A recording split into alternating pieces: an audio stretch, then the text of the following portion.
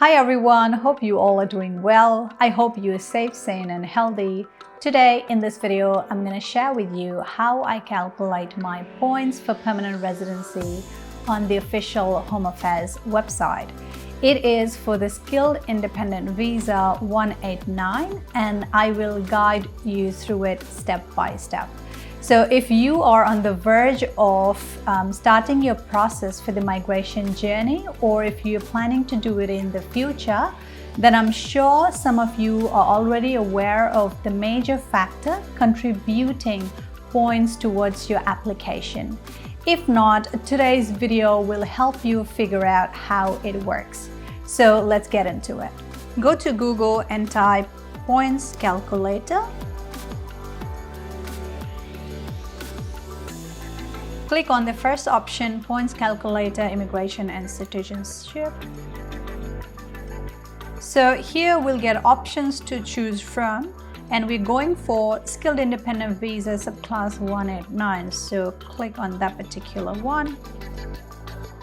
I am filling in randomly with maximum points. You guys fill in according to your condition, eligibility and achievements.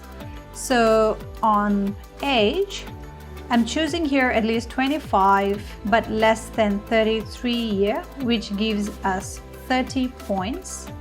If you fall under option 1, which is at least 18 but less than 25, or option 3, which is at least 33 but less than 40, then in that case you guys will get 25 points. If you fall under option 4, which is at least 40 but less than 45 years, then it gives you 15 points. So we're going for 25 less than 33 years, that gives us 30 points. Now in regard to English language ability, let's choose Superior English, which gives us 20 points. Again, if your PTE or IELTS points rate your English as competent, then in that case you don't get any points. If your English points rate your English as proficient, then you get 10 points. Therefore, during your migration journey, you'll hear everyone emphasizing on getting full points on your English test. Now, work experience outside Australia. So if you guys have overseas skilled employment, which is less than 3 years, then you don't get any points for that. If you fall under at least 3 but less than 5 years, then you get 5 points. At least 5 but less than 8 years, then you get 10 points. And at least 8 years, then you get 15 points. So here I'm going to choose less than 3 years. Your overseas experience, however, has to have positive skill assessment to claim points. And it's the same with Australian employment as well. So under Australian skilled employment, if you worked in Australia for less than 1 year, you don't get any points for that. If you have worked at least 1 year but less than 3 years, you get 5 points. If you have worked for 3 years but less than 5 years, then you get 10. If at least 5 but less than 8 years, then 15. And if you work for at least 8 years, then you get 20 points. So here I'm going to go for at least 3 but less than 5 years. Now in regard to educational qualification, I am going to select the second one, which is at least a bachelor degree from an Australian educational institution, or at least a bachelor qualification from another educational institution that is of a recognized standard.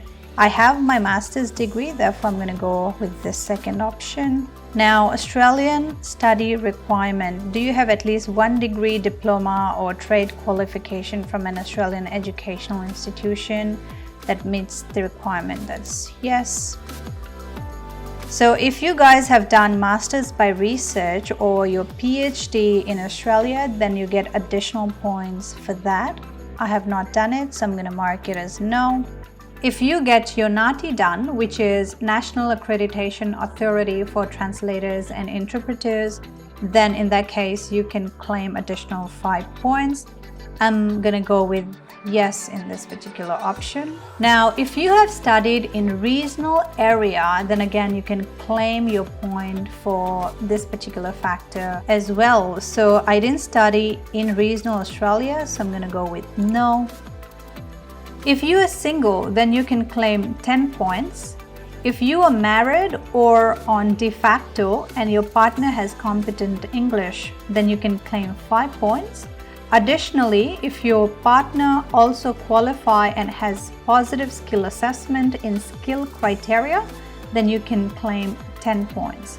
I'm going to go with second point here, which is your spouse or de facto partner must also be an applicant for this visa and has competent English. And lastly, if you have completed your professional year, then you get additional 5 points. I'm going with yes in here. So here you can see your total points summary. If you scroll further down, then my total point here is 95. I hope this video was helpful for you in knowing how the point system works for the Skilled Independent Visa 189. If you like the content of the video, please give this video a thumbs up. I would really appreciate if you consider subscribing to my channel. I will see you guys very soon. Thank you for watching.